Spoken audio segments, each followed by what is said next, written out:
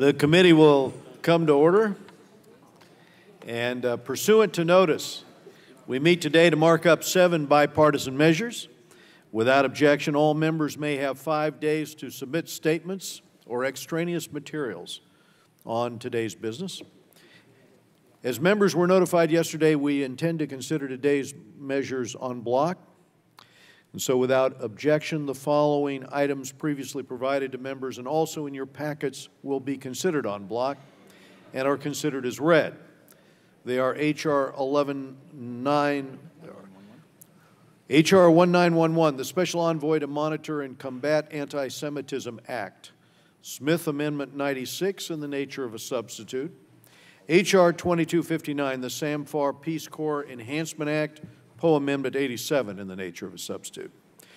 H.R. 3030, the Elie Wiesel Genocide and Atrocities Prevention Act with the Wagner Amendment 33 in the nature of a substitute. H.R. 4989, Protecting Diplomats from Surveillance Through Consumer Devices Act, and H.R. 5626, the Inter-Country Adoption Information Act with the Kinzinger Amendment 28 and the Schneider Amendment number 84. H.R. 5754, the Cambodian Democracy Act with the Yoho Amendment 123 in the nature of a substitute and Yoho Amendment 125. And lastly, H.R. 5819, the Burma Act of 2018, Engel Amendment 98, and Wilson Amendment 60. So I will now recognize myself to speak on today's business. First, I'd just like to mention on the Cambodia Democracy Act, I want to thank Chairman Yoho. I think this is a very important bill to support the people of Cambodia. Hun Sen aspires to be a tyrant there, and he is behaving right now as a tyrant in terms of what he has done to the political opposition and to his people. And I am very proud to support this act, which will hold Hun Sen and hold his regime accountable for systematic human rights abuses. I also want to recognize in the audience today our colleague, Congressman Alan Lowenthal, who's been a leader in Congress on U.S.-Cambodia issues. So, Alan, thanks for being with us. Next, we have H.R. 5819, the Burma Act. For over 3 decades, Burma has systematically denied the Rohingya even the most basic of human rights. Last year, this ethnic cleansing reached new horrific levels. The Burmese military drove 700,000 Rohingya from their homes, burning villages, raping women, killing thousands. A Burmese commander told fleeing Rohingya, "We will turn your village into soil," and tragically, that's what they did. So I thank the ranking member, Mr. Engel, for introducing this important legislation aimed at stopping these horrific acts. I'd like to comment on the Inter-Country Adoption Information Act. International adoption is an issue that impacts Americans across the country. I've been honored to help bring many families together, and we played a role in going to the Congo in order to bring families back home here who were stranded there, and we thank the members of this committee who participated in that. This act requires the State Department to report annually on countries that have enacted new laws or policies that would impact inter-country adoptions, and this information obviously would have been very helpful. For example, when the Congo or when Ethiopia both adopted sweeping new laws that put on hold adoptions for American families and left the families stuck there. So I am glad to support this bill. Next, we have, this is H.R. 2259, the Samfar and Nick Castle Peace Corps Reform Act. We've worked closely with Judge Ted Poe on this issue. This bill would ensure that Peace Corps volunteers have some say in where they are placed, to make sure that those volunteers are more aware of risks in the field, and that they have better access to qualified medical personnel when they're in the field. It also extends and enhances expiring provisions in the Kate Pusey Act to provide services to victims who have been victims of sexual assault. Our young men and women who volunteer with the Peace Corps deserve to have the information and support that they need as they represent our country overseas, and this bill does that. Next, we consider, this is H.R. 3030, the Elie Wiesel Genocide and Atrocities Prevention Act. The U.S. must be a world leader in efforts to prevent genocide, in efforts to prevent crimes against humanity, and this act improves interagency coordination, it bolsters training for our diplomats in the field, and it strengthens congressional oversight to make programs aimed at preventing global atrocities far more effective than they are today. Next, we have Chairman Smith's 1911, H.R. 1911. As anti-Semitism is on the rise around the world, this bill ensures that the special envoy to monitor and combat anti-Semitism has direct access to the Secretary of State. Elevating this office will help keep our promise of never again. And finally, we have H.R. 4989, the Protecting Diplomats from Surveillance Through Consumer Devices Act.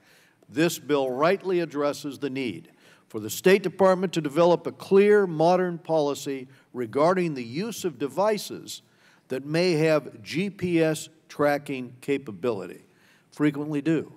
And I thank Representative Castro for this timely measure, which will ensure that the Department's policies keep pace with evolving technology. Why? Because we need to keep our men and women safe overseas. And I now recognize the ranking member, Mr. Engel of New York, for his remarks.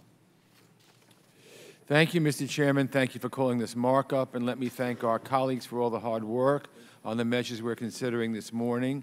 I'll start with a bill I introduced. I want to thank the Chairman again for bringing it forward today, and I'm glad we're going to address the ongoing tragedy in Burma. This crisis has been smoldering for years. The Rohingya in the northern part of Burma's Rakhine state have endured hatred, bigotry, systematic discrimination. They've had their citizenship revoked and have been pushed to the margins of society. Last August, the fire began to burn out of control with the Burmese military's violent crackdown on the Rohingya, driving nearly 700,000 people into Bangladesh, nearly 80% women and children, many of whom are now victims of horrific gender-based violence. Humanitarian workers expect up to 40,000 births resulting from rape in the refugee camps. That's just horrific. It's gut-wrenching, and shame on us. The United States has slammed the door on refugees when Bangladesh, one of the most densely populated countries of the world, has welcomed these people with open arms. The administration wants to slash resources for combating gender-based violence. It's cut off funding for the UN Population Fund, which works in refugee camps to provide access to vital services. Things so basic as making sure women have a safe place to shower. So no thanks to us. The UN has requested more than $1 billion to meet needs just this year, funding which would provide round-the-clock life-saving assistance. But with the coming rainy season threatening to wipe out the rickety infrastructure around these desperate people, there's no end for this tragedy in sight. So we need to do more to alleviate this crisis. We also need to remember this crisis is man-made. It is ethnic cleansing. Many believe it is genocide. Nothing has been done to hold perpetrators accountable. The Burmese civilian government has become more closed, not more open since this tragedy. And meanwhile, our administration seems reticent to hold perpetrators accountable and publicly call for justice. It's unacceptable. It's a betrayal of our values. When we see this sort of abuse, there must be consequences. My bill would dole out these consequences in the form of new sanctions against Burmese military and security forces involved. It would limit American military engagement with Burma's military, promote civil society, push for political reform, and require a full accounting of what's taken place. I'm grateful for the bipartisan collaboration in advancing this bill, and I ask all members for their support, and I thank the Chairman for helping to push this bill forward. Next, I want to thank Chairman Yoho of the Asia Subcommittee. and Congressman Lowenthal for bringing forward the Cambodia Democracy Act. I want to recognize Mr. Lowenthal, who is the lead Democratic co-sponsor of H.R. 5754, the Cambodia Democracy Act, who is here. He was once a member of this committee, and welcome back to the Foreign Affairs Committee. So thank you. For far too often, we see authoritarian leaders following China's lead, abandoning democracy in pursuit of short-term political gain. This bill makes existing sanctions permanent to hold Cambodia's leaders accountable for their crackdowns on democracy and stripping the Cambodian people of their rights. I support this bill, and I urge all members to do the same. Next, I'm a proud original co-sponsor of a special envoy to combat and monitor Anti-Semitism Act. Every day, more and more alarming anti-Semitic attacks shock the world, and yet the special envoy position is still vacant. That's outrageous. We must have a senior official to push back against the intolerance and hatred of anti-Semitism.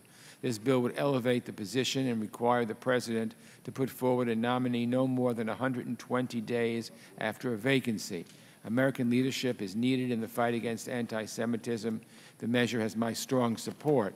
History has shown that failing to address anti-Semitism can lead to violence and genocide. It's a foreign policy priority to prevent these tragedies. So I thank Representatives Wagner and Crowley for authoring the Elie Wiesel Genocide and Atrocities Prevention Act, which would improve our ability to prevent and respond to genocide and other horrific mass atrocities.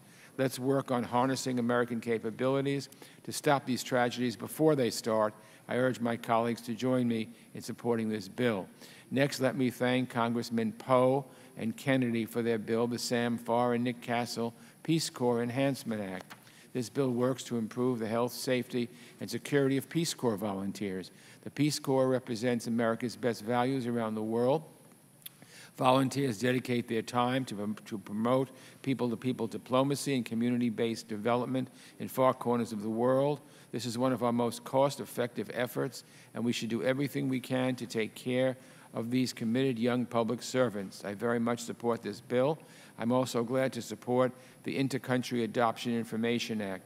Too often we hear heart-wrenching stories of American families whose adoption process was halted by a foreign government's change in policy.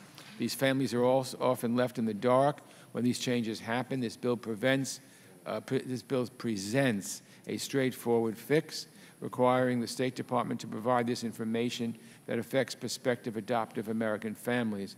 And lastly, I'd like to thank Mr. Castro for introducing the Protecting Diplomats from Surveillance Through Consumer Devices Act. This bill would help the Department of State prevent our adversaries from tracking American diplomats through their GPS-enabled devices. From Fitbits and smartwatches to phones in cars, most of us have at least one tracking device with us at all times. Obviously, that can be a security risk. This common sense measure would make sure the department takes necessary steps to tackle this problem. These are all good measures in front of us today. I support them all. I thank the chairman for his hard work, and I urge all members to support them as well. I yield back. Thank you, Mr. Engel. We go to Eliana Ross-Layton of Florida. Thank you so much, Chairman Royce and Ranking Member Engel. I offer my support for all of the bills under consideration and will speak briefly in support of 3 of them. I'm proud to be a sponsor of my friend Chris Smith's bill, H.R. 1911, the Special Envoy to Monitor and Combat Anti-Semitism. This elevates the critical position to the rank of ambassador. This bill has broad bipartisan support, including from many members of our committee and from all the co-chairs of our bipartisan task force for combating anti-Semitism. As a fellow founding member and co-chair of the task force, along with Ted Deutsch, Chris, and Ranking Member Engel, this is an issue that is of utmost importance given the current climate in Europe and elsewhere toward Jews. This vital position has remained vacant since President Trump took office, and that is woefully inadequate. The United States is a leader in fighting anti-Semitism, and we condemn all forms of this ancient bigotry, but sometimes our message falls far short when other countries see that our own administration does not view this position as one that is important enough to fill. We need our special envoy front and center, working with other governments to help them address and fight anti-Semitism. At a time when we see vicious attacks against Jews in France and other countries in Europe, and when Jewish leaders are issuing warnings to their communities to not show outward signs of their religious identity, we need American leadership and American pressure to help counter this hatred. But we cannot do that when we have individuals working part-time, unable to devote the requisite amount of time to this issue. That is why we need the special envoy, and that is why we need that position filled immediately. Not only does it require full-time attention, but it is vital that we have someone at the ambassador level rank in that position so they have access to the highest level officials in other countries. We need to show other nations how serious we are in taking this issue head on, and as such, we need to bestow upon that individual who will take this role the appropriate rank and title so they can cut through the bureaucratic red tape of other nations and have the serious conversations that need to be had. I'm also pleased that my language adding a deadline for the appointment, 90 days from the enactment of this act and 120 days from when this position becomes vacant, that has been included. And as we have seen, not just with this administration, but previous administrations have allowed this statutorily mandated position to remain open for extended period of time. That is why it's important that we put a deadline for this appointment. I urge my colleagues to support Chris's bill. I urge the administration to fill this position immediately. I also want to offer my strong support to Ambassador Wagner's bill, H.R. 3030, the Elie Wiesel Genocide and Atrocities Prevention Act, of which I'm proud to be a co-sponsor. Ambassador Wagner's bill takes necessary and overdue steps to make preventing genocide and preventing atrocities a priority in our foreign policy. For too often and in too many places, these acts are met with indifference or neutrality, the kind of neutrality that the bill's namesake rightly said only encourages more torment and abuses. As Holocaust survivor Elie Wiesel once said, whenever men and women are persecuted because of their race, religion, or political views, that place must, at that moment, become the center of the universe. Whenever and wherever these acts are occurring, we must work together and ensure that the United States is at the forefront with the full weight of our foreign policy to prevent them from ever happening again. It is a core national security interest. It is our moral responsibility, and I commend always Ambassador Wagner for her work on this issue.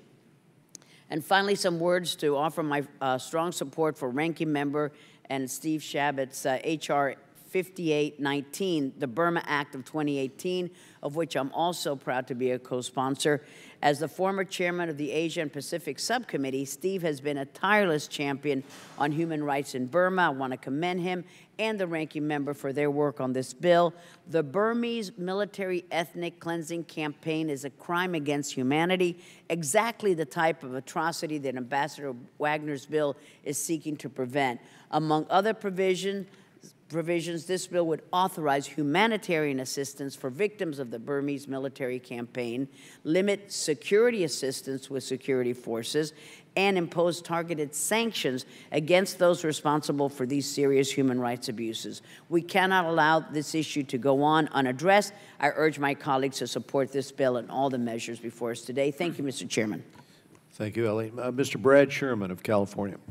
Mr. Chairman, thank you for bringing forth outstanding bills. I'm pleased to co-sponsor all of them.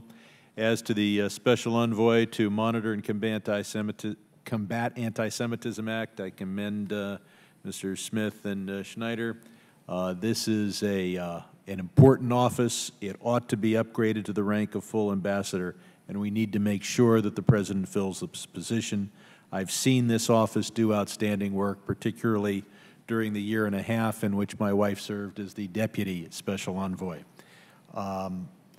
The two bills to come to deal with Asia and to come through the Asia Subcommittee, the Cambodia Democracy Act, I want to commend not only Mr. Yoho, but also Mr. Lowenthal, who has been a constant voice for human rights in Cambodia. And I agree with him that Hun Sen's attacks on democracy need to end, and reporters, among other politically imprisoned individuals, need to be released. As to the Burma Act, I commend the ranking member and Mr. Shabbat. And I would go, we may have to go beyond this bill. As long as Burma refuses to provide citizenship and protection for the Rohingya, we have to wonder whether Northern Rakhine State should be part of Burma, or whether its transfer to the sovereignty of Bangladesh might be necessary in order to assure that the people who have lived there for generations have citizenship and protection. I say that knowing that we are loath to change international borders. The Protecting Diplomats from Surveillance Act is an important bill, as is the Sam Farr Peace Corps Enhancement Act. First, it's named for Sam Farr, our California colleague that who served in this Peace Corps, then was such an effective advocate for the Peace Corps. And second, the bill focuses on the need for medical care for those serving abroad. My wife served in Togo in the Peace Corps and found it necessary to get medical care, and it was quite difficult.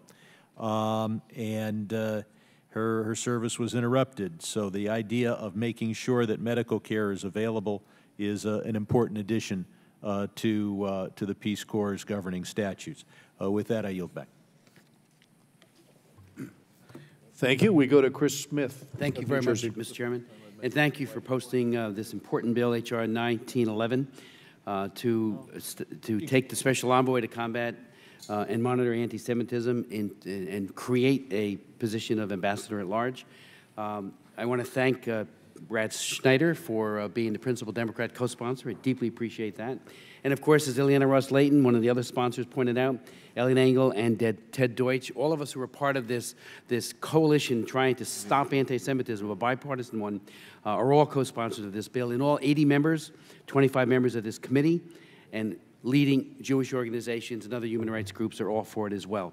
Mr. Chairman, my friend and great former Soviet refusenik, and I actually went to the camp where he was, Perm Camp 35, in the Ural Mountains in the 1980s. He testified at 2 of my hearings, and I've had several.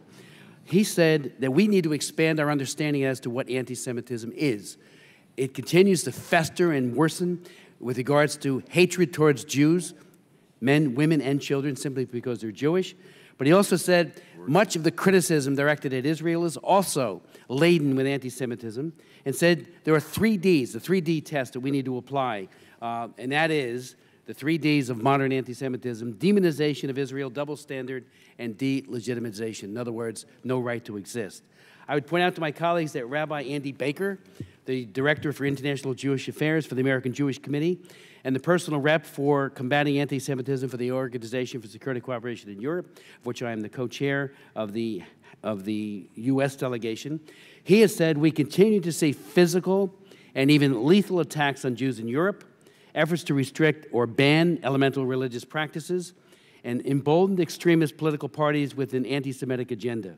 Even as European governments have come to recognize the dangers facing their Jewish communities, many still have failed to devote the necessary resources to protect them or to be clear-eyed in recognizing the sources of the problem.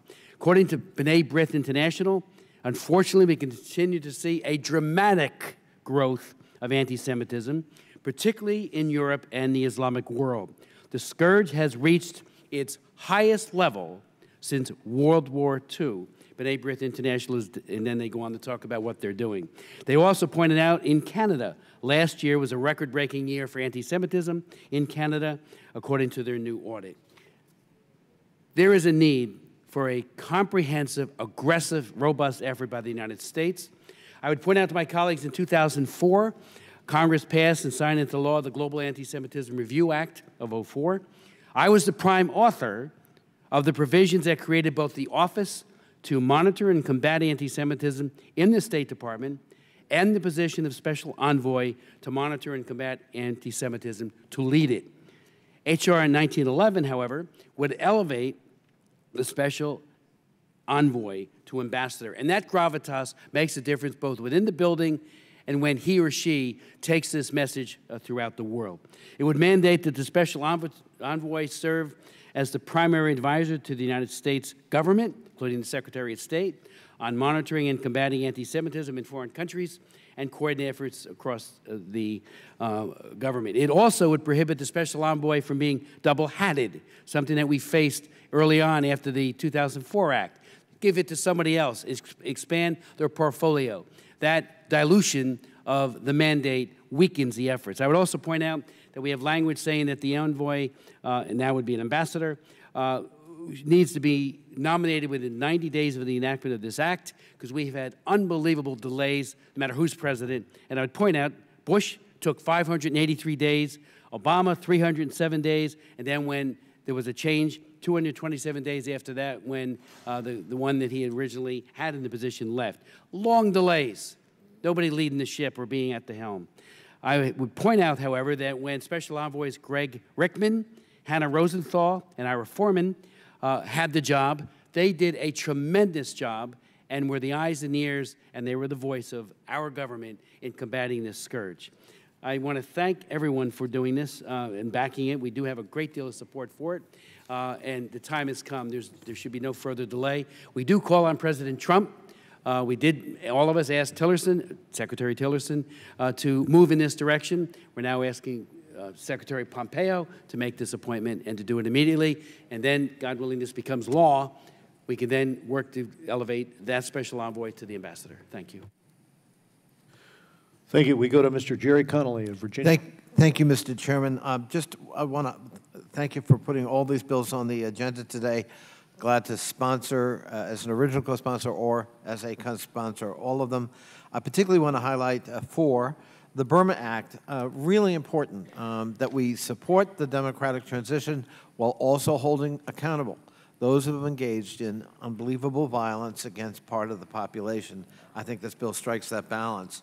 The SAMFAR Peace Corps Enhancement Act, I was privileged to work with my friend and colleague Judge Ted Poe a number of years ago in the previous administration in helping Peace Corps work through a sexual assault policy.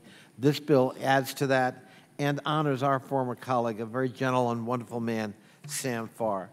The Elie Wiesel Genocide and Atrocities Prevention Act, Elie Wiesel was a towering figure of the last century and a survivor of the Holocaust who, out of that incredible experience, nonetheless understood how to fight persecution while promoting atonement and trying reconciliation for warring parties, and it's fitting that we should name this bill after him. And finally, the Cambodia Democracy Act. I was privileged a number of years ago to work on a project with the National Democratic Institute in Cambodia to help develop the first policy guidelines and legislation governing local elections. It's very sad for me to see the sliding back by the Hun Sen government in Cambodia, and hopefully this legislation will be the building block for a robust U.S. policy and allied policy to stop that slide and to return to democratic transition. I thank the chair. Thank you, Mr. Connolly. Mr. Steve Shabbat of Ohio.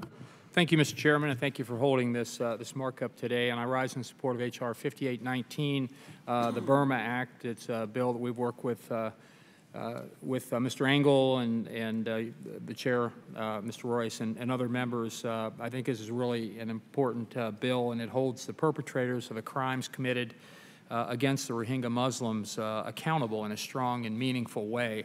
The news from Rakhine State in Burma and in the Cox's Bazar in Bangladesh regarding the humanitarian crisis has been nothing short of abysmal. As former chair of the Asian Pacific Subcommittee, I'd point out that this ongoing crackdown is only the most recent persecution of the Rohingya Muslims, but it's certainly the worst. The Rohingya fled to neighboring Bangladesh, and nearly 700,000 new refugees are living on only a few thousand acres. And although the Rohingya continue to display their grit and resolve, their living conditions are horrendous, just unspeakable. I believe it's necessary to point out that we had sanctions in place against Burma's military for years. Throughout Burma's military rule, we imposed a number of increasingly severe sanctions designed to specifically target the military and its leaders and economically isolate them from the rest of the world. In large part, these sanctions worked, and the people of Burma had free and fair elections that brought Aung San Suu Kyi and the NLD to power.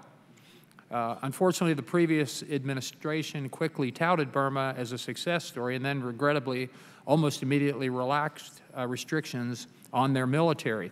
A number of us warned at the time that this democratic transformation was not complete and that the former president's optimism was premature. Unfortunately, this concern ultimately came true. There's no question that the plight of the Rohingya was caused by the Burmese military officials and their allies. Women and children have been reported being raped. They watched the murder of their sons and husbands. There are reports that the Burmese military has committed truly unspeakable acts against civilians, including babies and children. One thing is clear, this is textbook genocide. It appears to be the worst ethnic cleansing of the 21st century. So that is precisely why the Burma Act of 2018 is so fundamentally important. Sanctions must be brought against the perpetrators of these crimes. We must show the world that these actions will not go unpunished. Many provisions in this bill are very important. However, I'd like to highlight a particular section, and that's forfeiture of assets and property. And I want to thank my staff and my colleagues on this committee and also on the Judiciary Committee, and we've worked with them and their staff. We want to thank them for their cooperation in insisting that this language be included in the bill. It will be crystal clear to the Burmese military officials that are responsible for this senseless violence that one way or another they will pay for their crimes. Furthermore, it's my hope that proceeds earned through the forfeiture of property provisions will eventually be used for assistance and restitution for the very people the Burmese military have victimized. So I would urge my colleagues to support the Burma Act. And then with the short time I have left here, I'd like to mention as co-chair of the Congressional Caucus on Cambodia, and I again want to, as others have already, recognize Mr. Lowenthal for his hard work in that area. We've worked together in a bipartisan way to help the people of Cambodia in a whole range of ways. So I want to mention the Cambodia Democracy Act and commend Chairman Yoho for his hard work and leadership on that, and also Mr. Lowenthal and everyone who contributed to this legislation for their hard work. The Cambodia Democracy Act demonstrates our continued commitment to the Cambodian people by targeting sanctions on Hun Sen and his cronies who have systematically worked to eliminate Cambodia's democracy. Further, with Cambodia's election now only a few months away at the end of July, this legislation is very timely and sends a clear message that we will not tolerate such lawless actions. And I would urge my colleagues to support it. I yield back. Thank you, Mr. Ted Deutsch of Florida. Thank you, Mr. Chairman. Chairman Royce, Ranking Member Engel, thanks for bringing these bills forward. I'm proud to support all of the measures today, and we'll speak briefly on just 4 of them. First, I wanted to thank Chairman Yoho for the Cambodia Democracy Act of 2018. And given the ongoing threats in Cambodia to free and fair elections this summer, the challenges to a free and independent press and the lack of respect for NGOs, I'm grateful to the leadership of our colleague, Representative Lowenthal, who's here and has introduced this bill with Chairman Yoho for taking on a vitally important issue, showing the respect for human rights and that the people of Cambodia deserve. I'm also proud to co-sponsor the Elie Wiesel Genocide and Atrocities Prevention Act, and I want to recognize Ambassador Wagner for her work on this bill. Out of the darkness of the Holocaust, Elie Wiesel carried the Never Again banner to prevent genocides or mass atrocities in the future. With his support, we created the United States Holocaust Memorial Museum, a living memorial to those who perished in the Holocaust, and a research and education center to cover mass atrocities that may be taking place right in front of our eyes.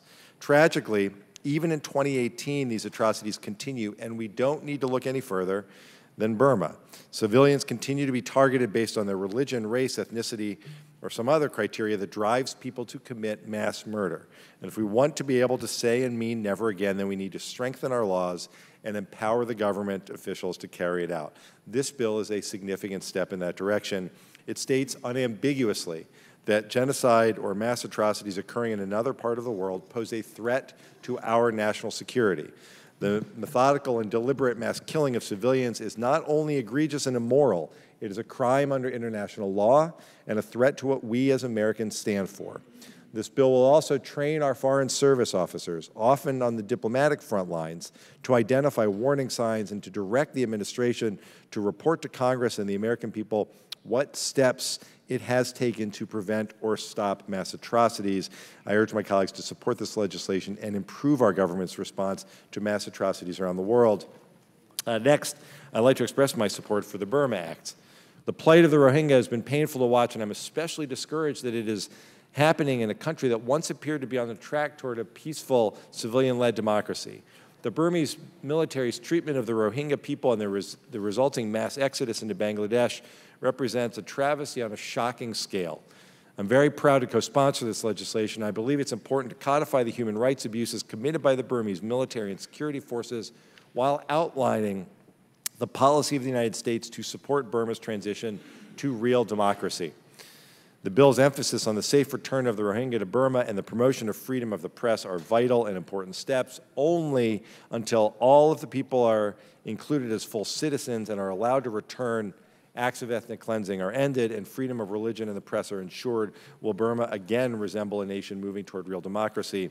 And finally, I'd like to voice my support for a special envoy to monitor and combat anti-Semitism act, a bill of which I'm an original co-sponsor. I want to recognize Congressman Chris Smith for leading this bill with Chairman Ileana Ros-Lehtinen and my many colleagues, including Ranking Member Engel, Congressman Schneider, Congresswoman Lowy, Congressman Vesey, Roskam, Weber, and Congressman Bilirakis. It's been well over a year now, and the administration has failed to nominate a special envoy to combat anti-Semitism around the world. It's unacceptable. The position was created in 2004 with bipartisan support by provisions authored by Congressman Smith. This is a law that cannot be ignored.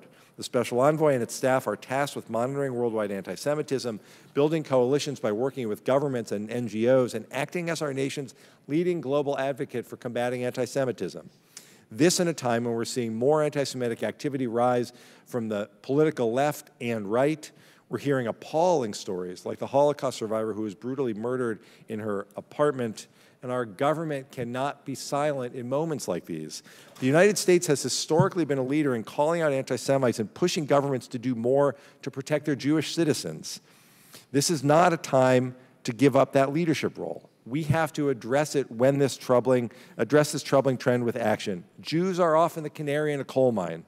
Hatred of a country's Jewish citizens confirms the presence of hatred in that country, and everyone in those countries share an interest in combating this and all hatred. With this bill, Congress recognizes that this is a problem worldwide, that it is our government's obligation to combat anti-Semitism, to defeat this bigotry and defend Jewish communities. Filling this position must be a top priority, and I urge my colleagues to vote for this bill, and I thank the chairman. Mr. Joe Wilson of South Carolina. Thank you, Mr. Chairman.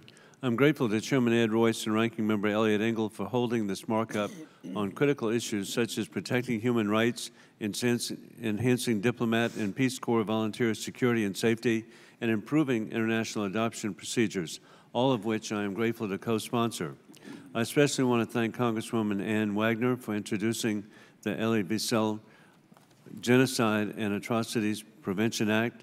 Elie Wiesel, who passed away less than 2 years ago, survived both Auschwitz and Buchenwald Nazi concentration camps after having lost his family to the camps.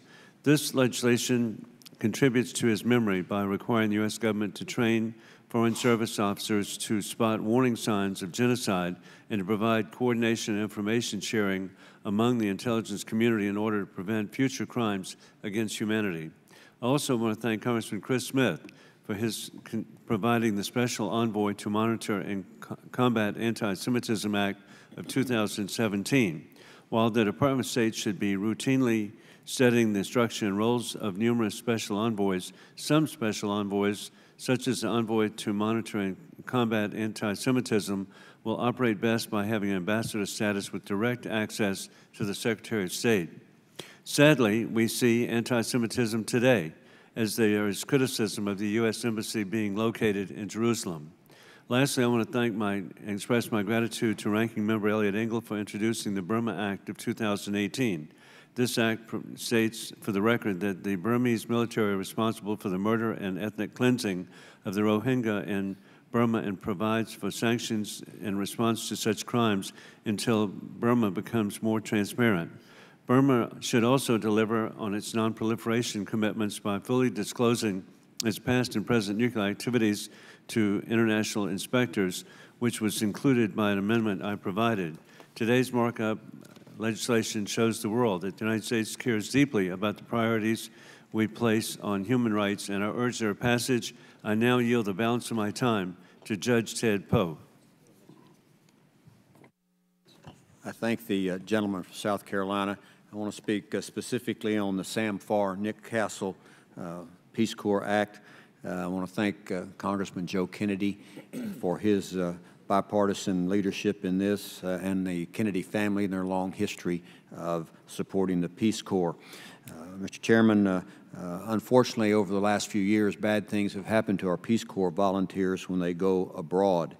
And we solved some of those problems with the Kate Pusey Act. This is a follow-up of that legislation. I want to thank the Health and Justice for Peace Corps volunteers and the National Peace Corps Association for their input and information on what is happening to our Peace Corps volunteers. This legislation does several things. It requires that we provide qualified medical doctors for our Peace Corps volunteers. It increases the time for the Sexual Assault Advisory Council to another 5 years. It provides provisions to the protection of sexual assault and harassment as revealed in the Office of Special Counsel report detailing what has happened to our Peace Corps volunteers abroad. And when our Peace Corps volunteers return to America, some with injuries and serious medical issues, make sure they're taken care of and the bureaucratic red tape of the federal government gets out of the way so they can be treated. And I also want to thank the chairman for his leadership in this legislation. I ask unanimous consent to provide my entire written statement on this bill and these other bills into the record. Mr. David Cicilline of Rhode Island. Thank you, Mr. Chairman, and thank you to you and Ranking Member Engel for bringing these bills before the committee for markup. I'm a proud co-sponsor of all of the bills and would like to specifically speak to four. First, H.R. 1911, the Special Envoy to Monitor Anti-Semitism Act of 2017, which raises the status of the Special Envoy to Ambassador in recognition of the position's important role and responsibility. Earlier this year, I joined the Ranking Member and several other of my colleagues in calling on the President to prioritize the appointment of the Special Envoy to monitor and combat anti-Semitism. Unfortunately, we're still awaiting a nomination on this position. Since the position of Special Envoy to monitor and combat anti-Semitism was created in 2004, anti-Semitism and anti-Semitic attacks throughout the world have become more frequent, violent, and deadly. These developments are completely unacceptable. In the United States, the number of anti-Semitic incidents rose 57% in 2017, the largest single-year increase on record. Internationally, state-sponsored Holocaust distortion and denial taking place in Europe, particularly in Poland and Ukraine, has coincided with the increasing incidence of anti-Semitic language and actions. The United States must assume a leadership position by firmly standing against anti-Semitism and promoting values that are fair and just to all, and the Office of the Special Envoy continues to be a crucial contributor to the development and implementation of policies designed to combat anti-Semitism around the world. H.R. 3030, the Elie Wiesel Genocide and Atrocities Prevention Act, and H.R. 5819, the Burma Act, are also incredibly important. Elie Wiesel was a Romanian Nobel Prize-winning writer, teacher, and activist, best known for his memoir, Night, in which he hauntingly recounted his experiences surviving the Holocaust. In one passage, he described his thoughts about the murders going on around him. He wrote, "Never shall I forget that smoke. Never shall I forget the little faces of the children, whose bodies I saw turned into wreaths of smoke beneath the silent blue sky. Never shall I forget those flames which consumed my faith forever. Never shall I forget the nocturnal silence which deprived me for all eternity of the desire to live. Never shall I forget those moments which murdered my God and my soul and turned my dreams to dust. Never shall I forget these things, even if I am condemned to live long as God himself. Never. I wish I could say that the events Mr. Wiesel recounted were singular and only a part of our past. Unfortunately, genocides and mass atrocities continue to occur. I was in Burma last November and visited Myanmar as well as Bangladesh, and saw firsthand the brutal efforts underway to eradicate the Rohingya population and the most horrifying stories of unspeakable brutality being caused by the Burmese military against the Rohingya population. It is important that the world here, the United States, strongly condemn this and take action to hold those accountable. And I'm very proud to be a co-sponsor of both the H.R. 3030 and H.R. 5819. These bills not only reaffirm our nation's commitment to prevent and mitigate acts of genocide and other human rights atrocities, but puts actions behind our words. By strengthening our nation's ability to identify, address, and respond to the drivers of these atrocities, we hope to prevent further mass atrocities. By empowering the President to sanction perpetrators of genocide, we hope to bring accountability and an end to the current situation in Burma and offer these governments the possibility of joining the international community in holding perpetrators of mass atrocities and genocides accountable. Because like Mr. Wiesel, we should never forget. And finally, the Cambodian Democracy Act. I'm proud to be a co-sponsor of this legislation, which also authorizes sanctions against individuals found to have undermined democracy in Cambodia or have committed serious human rights violations associated with undermining democracy. I want to acknowledge the leadership of Chairman Yo and Congressman Lowenthal, who is with us today, who has been a champion not only of this legislation, but of respect for human rights here in the United States and around the world, and we thank him for his leadership. With these bills, we affirm U.S. leadership in countering atrocities, supporting democratic development, and supporting human rights. I'm pleased to support each of these bills being considered today and urge their passage, and thank you, Mr. Chairman, and I yield back. Thank you, David. We go now to Mike McCall of Texas. Thank you, Mr. Chairman and Ranking Member, for holding today's markup on these bipartisan measures. I'd also like to thank Congressman Castro and his staff for their hard work on the Protecting Diplomats from Surveillance through Consumer Devices Act, and I'm proud to be the lead co-sponsor of this bill. It's simple yet a necessary response to the revelations in January. GPS-enabled electronic devices such as Fitbits and Jawbones exposed diplomatic and military personnel to security vulnerabilities abroad. The data from these devices are publicly available, revealing the locations of key U.S. government facilities across the globe and the movements of our personnel. As such, the bill requires the Secretary of State to establish a policy concerning the use of location tracking consumer devices, including GPS, at U.S. diplomatic and consular facilities. So I'd like to thank the State Department also for taking this matter seriously. I think it's a vulnerability that we need to close the gap on to protect our diplomats and our security abroad. And I look forward to congressional action in protecting them as they serve our nation. So, Mr. Chairman, with that, thank you for moving these bills through the committee, and I'll yield back the balance of my time. Thanks, Mr. McCall. We now go to Lois Frankel of Florida. Thank you, Mr. Chair, and thank you and the Ranking Member and all my colleagues for their leadership. And I welcome back Mr. Lowenthal to our committee and sitting here. Thank you for your work on the Cambodia Democracy Act. I support all these bills here today. I just want to make a comment on two of them. The first one, the Special Envoy to Monitor and Combat Anti-Semitism Act of 2017, and I think we all know that global anti-Semitism is unfortunately on the rise. Jewish communities face bigotry and violence at levels not seen in decades. I want to give an example. Mireille Knoll, an 85-year-old Holocaust survivor living in Paris, beloved by friends and neighbors, known for welcoming everyone in her home. In March, an attacker broke into her apartment, stabbing her 11 times and burning her alive. The French government described it as as anti-Semitic. Yes, you would say that. She had escaped the Holocaust only to be brutally murdered in her own home just because she was Jewish. According to a study, Europe's largest Jewish communities are experiencing a normalization and mainstreaming of anti-Semitism not seen since World War II. And yet, and this is, I do not understand this, nearly a year and a half into this administration, a special envoy to monitor and combat anti-Semitism position, the responsible for developing and implementing policies to combat anti-Semitism worldwide, this position remains vacant.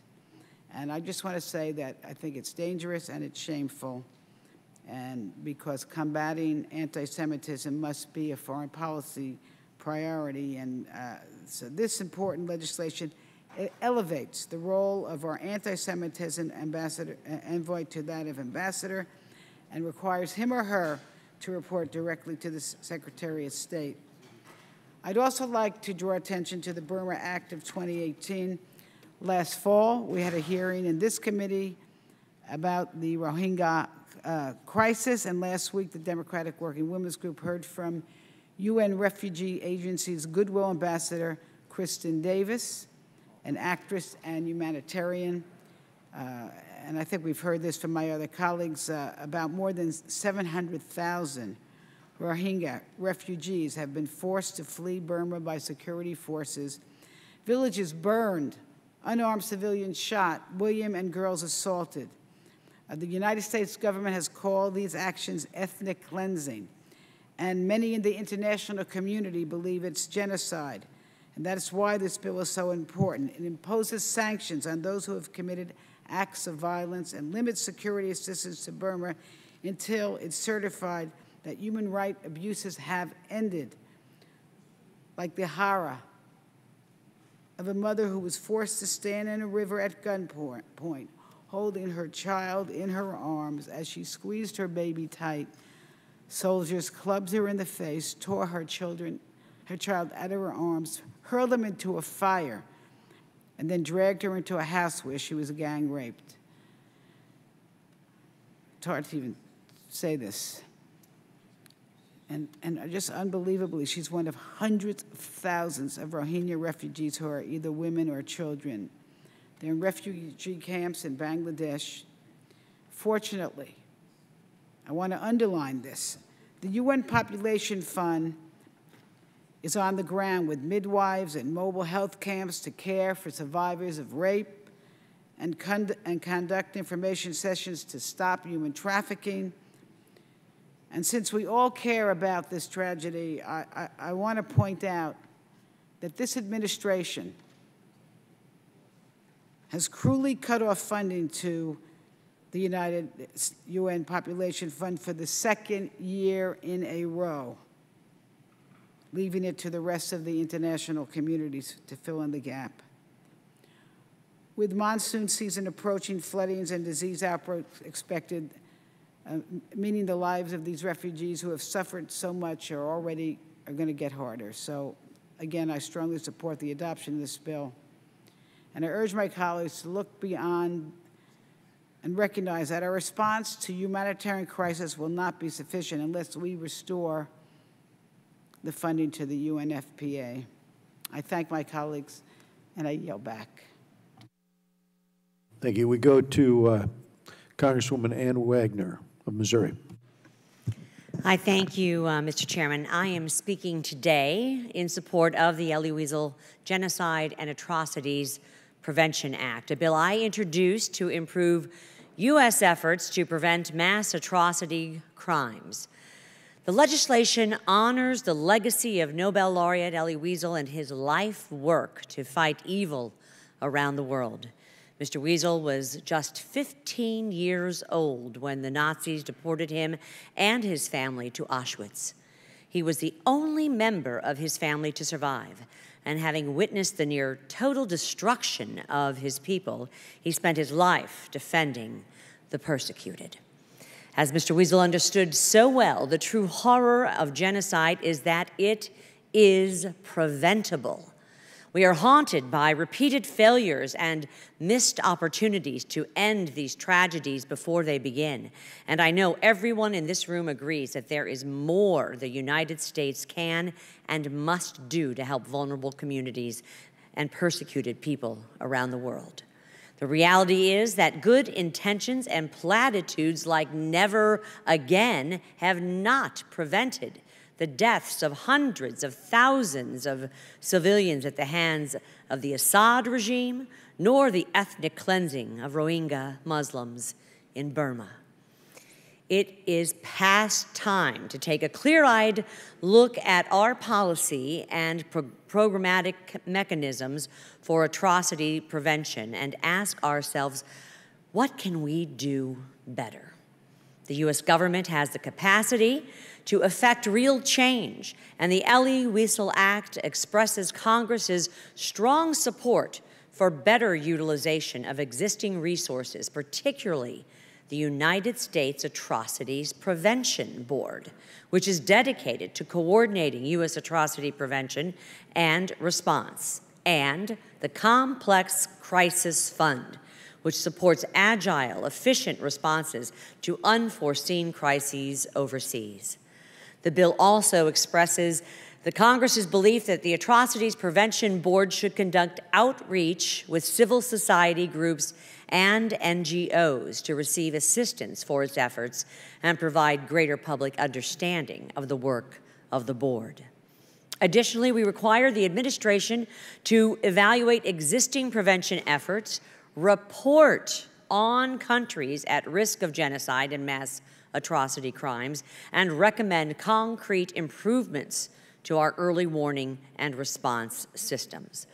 The bill also mandates that U.S. Foreign Service officers are trained in atrocities recognition and response. Should this bill become law, America's diplomats will be better equipped to respond to conflict and act before violence spirals out of control. The Elie Wiesel Act establishes that the official policy of the United States is to regard atrocity prevention as a core national security interest and to address root causes of conflict through our humanitarian, development, and strategic endeavors. Let me be clear. Genocide is preventable, and the United States is a global leader in genocide and atrocities response, but we must ensure that our efforts are better targeted towards prevention so that no one ever becomes a victim of violence in the first place. H.R. 3030 is an important first step, and I thank the committee and the many civil society organizations that have come alongside us for their strong support of this legislation. I yield back. Congresswoman Dina Titus of Nevada. Thank you, Mr. Chairman, and thank you and Ranking Member Engel for holding this markup on these important bills. I'm a co-sponsor of several of them, and I support all the legislation being considered. I also want to extend my thanks to the many people aforementioned who worked so hard to bring this legislation before us. I'm proud to co-sponsor H.R. 1911, the Special Envoy to Monitor and Combat Anti-Semitism Act. This elevates and empowers the position of the Special Envoy so that the United States can continue to lead in combating anti-Semitism globally. We see a rise in anti-Semitic incidents, threats, and rhetoric around the world these days, and hateful groups and individuals are now empowered by being able to connect and coordinate online. We must show other countries that the United States takes combating anti-Semitism seriously, and this starts with high-profile leaders in the administration. But it's not just this special envoy position that remains vacant at the State Department. Others include the special envoy for human rights of LGBTI persons and the special advisor for international disability rights. By leaving these important roles vacant, we are relinquishing U.S. leadership in fighting violence, hatred, and discrimination among other targeted populations. So I hope that Secretary Pompeo will make appointing qualified people to these important positions a priority early in his tenure. I'm also a co-sponsor of H.R. 4989, the Protecting Diplomats from Surveillance Through Consumer Devices Act, and I thank Congressman Castro and McCall for their quick response to the public release of GPS tracking data of U.S. personnel and activities abroad. Our policies and security must keep up with advances in technology to protect our diplomats, service members, and other personnel serving overseas. So I look forward to supporting these bipartisan bills and seeing their swift passage on the House floor. And I yield back. Thank you. We go to Chairman Ted Yoho. Thank you, Mr. Chairman, and I'd like to congratulate you and the ranking member for, again, getting another markup bipartisanly. I think it's just credit to you and what you've done. And I'd also like to thank you for including our team's, the legislation our team authored with the help of this committee, the Cambodian Democracy Act of 2018, in this markup today. I want to thank you, Ranking Member Engel, Mr. Sherman, Mr. Shabbat, Mr. Lowenthal, for support as well. This ANS includes language from Mr. Lowenthal's House Resolution 661, so I want to once again thank him for the working with us in a bipartisan manner. I appreciate it, Alan. As you well know, Cambodia is set to hold general elections in just 2 months, so the inclusion of this legislation is very timely. Following regional elections last year, and the 2013 general elections, opposition parties saw unprecedented gains, helping to consolidate the opposition movement. Many observers believe that in July's national election, the CNRP would win an unprecedented parliamentary majority. Unfortunately, Cambodia's authoritarian leader, Hun Sen, had other plans. Over the last few years, Hun Sen's brutal consolidation of power played out on numerous fronts.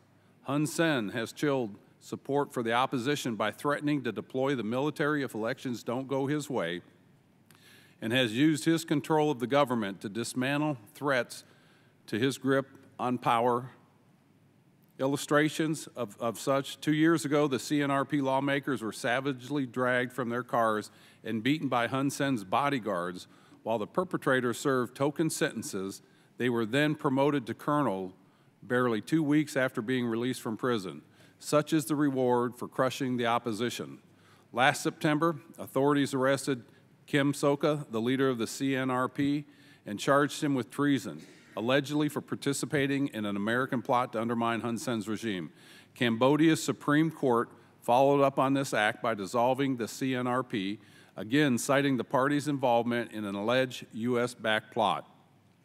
The regime has also shut down the Office of National Democratic Institute, a preeminent NGO that is active in promoting democracies around the world, and forced the closure of independent media outlets that challenge its control over information.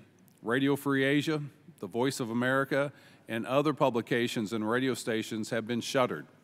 To shine a light on these abuses, late last year, we held a hearing entitled Cambodia's Descent, in which we heard from experts including Mona Kim, the daughter of imprisoned opposition leader Kem Sokha, on Cambodia's crackdown on political opposition and civil societies. As Mona Kim testified, we must place targeted financial sanctions on Cambodian government officials identified as undermining democracy. This bill does precisely that and is a product of many of the recommendations made at that hearing. We must send a signal to Hun Sen and his CPP cronies that they cannot deny the freedoms that the Cambodian people yearn and desire. Although Cambodia often does not get the attention it deserves, the human rights and democracy in Cambodia have broad implications for the region and the world. Cambodia is a member of ASEAN, the premier international forum in Southeast Asia, with 9 other nations, and accounts for 633 million people and $2.5 trillion in trade. Every one of its 10 members must agree in order for the bloc to act. So any nation operating outside the bounds of humanity and decency will have an outsized effect on the entire group. This is such an important issue, not just for the Cambodian people, but for that whole region and really for the rest of the world. Again, I thank the chairman and ranking member for considering this measure today, and I want to thank my colleagues for their support as well. I yield back. Thank you.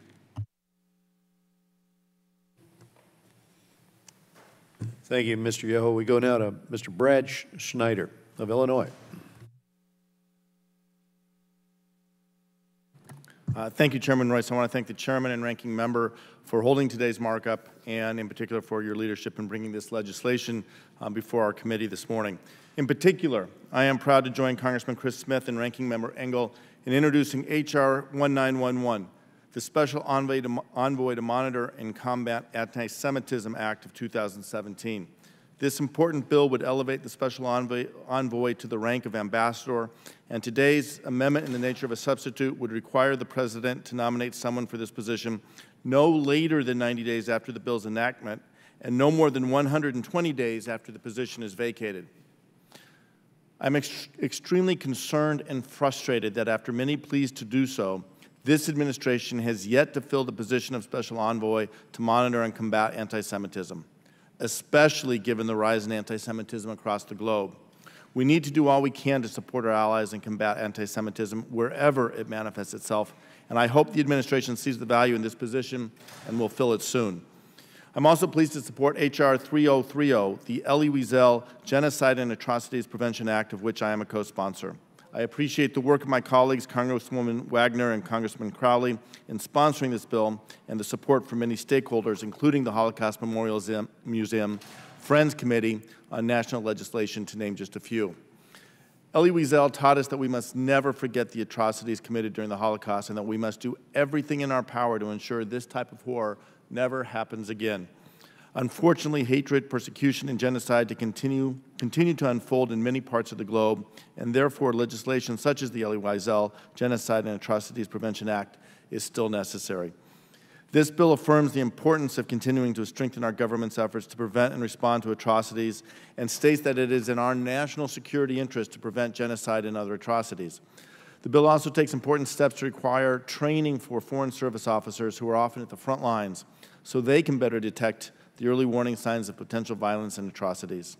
I also thank the chairman for including my amendment to H.R. 5626, the Intercountry Adoption Information Act of 2018, to ensure we know the date upon which a country implements a policy to prevent or prohibit adoptions involving immigration in the United States. Adopting a child can be a long but nevertheless life-transforming process, so we owe it to prospective parents to ensure they have useful and up-to-date information about foreign country adoption policies. Finally, I am pleased to see inclusion of the Burma Act in today's markup. The violence and human rights abuses committed by the Burmese military and security forces against the ethnic Rohingya in Burma's Rakhine state since August of 2017 are truly horrific. Nearly 700,000 Rohingya refugees have fled and are living in Bangladesh. I hope this bill draws the attention of the Burmese government and security establishment and that they will stop this violence and allow Rohingya refugees to safely return home. I again thank the chairman and ranking member for convening today's markup, and with that I yield back. Thank you. We go now to Mr. Tom Garrett of Virginia. Thank you, Mr. Chairman. I'd like to begin briefly on 5626, Intercountry Adoption Information Act. I think, Mr. Chairman, that this is an extraordinary piece of legislation that's highlighted by my personal experience as a member in this body, wherein I've come to know a constituent who spent 7 years working to adopt a 6-year-old child, that is, she started before the child was born, from a foreign nation, only to have been rung through the process such that she's traveled back and forth to the African continent 14 times and spent countless tens of thousands, probably more, dollars by virtue of the fact that we did not receive information or she did not receive information with regard to the change of the nation from which she chose to adopt this child as it related to their status as a member of the Hague Convention on Adoption. So that we could change this one life story, of which I know and so many others by virtue of this legislation, is testimony significant and sufficient in my regard, in my estimation, to justify this fine piece of bipartisan legislation. Moving on, the SAMFAR Peace Corps Enhancement Act really recognizes the ability of the Peace Corps to do it in a very cost-effective way. what America tends to not do so well for itself. That is to say, in a world where we dominate mass and global media, if images of America seen by foreign nationals are of violent car chases, drug dealers, and philandering, perhaps an opinion of the United States might be poor. But when your first image of America is of a volunteer who seeks to bring clean water to your village, perhaps then your image of America will be positive. And that, Mr. Chairman, is a step towards creating a world with peace and opportunity expanded regardless of race, ethnicity, religion, or geographical location. And therefore, too, also a worthwhile bill. From there, I'd move to H.R. 1911 and the promotion of the envoy to an ambassador status as it relates to monitoring and pursuing anti-Semitism. It strikes me that the worst elements of the BDS movement as it relates to Israel and the actions of Israel and the Jewish-based nation-state that it is rises to that level. So many accounts have been put forth by my colleagues on both sides of the aisle today of the experiences of Jewish people living not only in Israel and across the world, but even in nations where one would think the lessons of anti-Semitism would be learned, like Germany, like France, torn from contemporary news sources. And so it is time to recognize that indeed, in the words of my colleague, Mr. Sherman, and the Jewish community oftentimes is a canary in a coal mine, and promotion to ambassador status of this position is one that will help us, hopefully, avoid repeating the mistakes of the past. Moving to H.R. 3030 and tangentially to H.R. 5819 and 5754, and I say tangentially because both of these nations have experienced things that one reasonable observer might well call genocide within the last 2 generations. I think it's noteworthy not only to take a leading role in combating genocide, but also to acknowledge the prevalence of this horrific practice in the world today.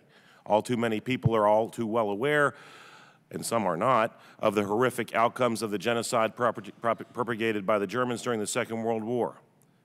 But also, might I point out that in the last 30 years, there was a genocide in Bosnia with 2.2 million people displaced and up to 200,000 killed, up to 50,000 rapes. In Rwanda, where 1 million people, it is estimated, died in 100 days. That's 10,000 human lives per day for 100 days, and 2 million were displaced. The genocide and mass displacement in Iraq and Syria, where up to 6 million displaced individuals seek simply a place to live and sleep and raise families safely, where a Christian population of the nation of Iraq, estimated at 1.5 million in 2004, is today perhaps 1/6 of that, where Yazidis and Assyrians and Mandaya have been rooted out and entire communities and cultures destroyed by ISIS and their ilk. The Rohingya genocide, again brought up in the Burma Act. The Cambodian genocide, where a communist utopia resulted in 1/4 of the entire population of the country being massacred. The Armenian genocide, where 1.5 million Christians were killed by the Ottoman Turks because they were a religious minority. And the Kurdish genocides, with an S, that have taken place repeatedly throughout history, and which we may be on the verge of now. If the United States cannot adopt a leading role in advocating against this sort of violence, who will? If this body will not speak, who will? And so, Mr. Chairman, Ranking Member, it is with pride that I have the opportunity to support these measures and be a participant in this process, because the names of the peoples whose lives we save will never be known. But tragically, a result of inaction would be that the names of the people who died might never be known as well. With that, I'd yield back. Mr. Espiat of New York. Espiat of New York. Yeah, you got it right. Thank you, Mr. Chairman, and of course I want to thank Ranking Member Engels. Thank you so much for continuing this important bipartisan work of this committee. Several of the bills today take a common thread, which is to prevent genocides and mass atrocities and to combat patterns that may lead to such horrible events. We as leaders in the world community of nations have a responsibility to do our part in ensuring that these heinous crimes never happen again. That is why I am a proud co-sponsor of the Elie Wiesel Genocide and Atrocities Prevention Act. Elie Wiesel was not just defined by his experience surviving the Holocaust. Rather, he used that experience to drive humanitarian work that he devoted his whole life to. This bill will require training of foreign service officers on recognizing early warning signs of mass atrocities, and will further require an annual report to Congress on potential threats of mass atrocity. I hope that this bill will be a stronger starting point for improving our government's responsiveness to mass atrocities and will ensure that we are equipped to mitigate and respond to emerging crises around the world. As we saw in the Anti-Defamation League report, anti-Semitic incidents were up 60% in 2017. The Special Envoy to Monitor and Combat Anti-Semitism Act is as important as ever. This act will bring forward the position of Special Envoy appointed by the President and the Senate, elevating it to the rank of ambassador and directly reporting to the President. Obviously, it will ensure that our government has a stronger coordinated effort to monitor and combat anti-Semitism. We all know the horrible history of anti-Semitism, and it is incumbent upon all of us to oppose it whenever and wherever we see it. This rises not only to the level of genocide prevention, but also to violent attacks we have seen across the world, and to just everyday language that is used to demean and attack the Jewish people. We know that small acts of anti-Semitism can lead to further intolerance, and I am proud to support a bill that recognizes the important work we must undertake to combat intolerance of any kind. We have seen far too many times occurrences of mass atrocities in recent years. The Rohingya people have endured terrible, unthinkable violence at the hands of the Burmese military. As this bill I just spoke about entail, we must stand up to these horrific human rights violations wherever they occur. The Burma Act will sanction and hold accountable the Burmese military and security forces responsible for the ethnic cleansing of the Rohingya people, and further serve to encourage a full democratic transition in this country.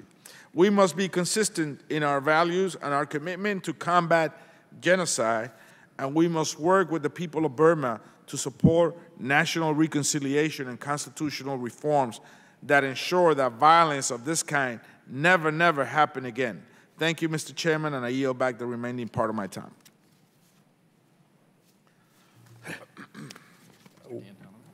Mr. Dan Donovan of New York. Thank you, Mr. Chairman. Mr. Chairman, I support all the bills here today, but especially the Eli Weitzel Genocide and Atrocities Prevention Act of 2017 and the Burma Act of 2018, both of which I have co-sponsored. It saddens me that we still need bills to combat genocide. We must do whatever we can to save lives and end disabling conflicts across the globe. This committee will continue to work in a bipartisan fashion, as always, to combat these atrocities. And with that, Mr. Chairman, I yield back the balance of my time. Thank you. Any other members seeking recognition? Hearing no further requests, the question occurs on the items considered en bloc. All those in favor say aye. Aye. All those opposed, no. In the opinion of the chair, the ayes have it, and the measures considered en bloc are agreed to. Without objection, each measure in the en bloc is ordered favorably reported as amended, as a single amendment in the nature of a substitute, and staff is directed to make any technical and conforming changes, and the chair is authorized to seek House consideration under suspension of the rules. So that will conclude our business for today, and I want to thank Ranking Member Engel and all of the committee members for their contributions and assistance with this markup today. We stand adjourned.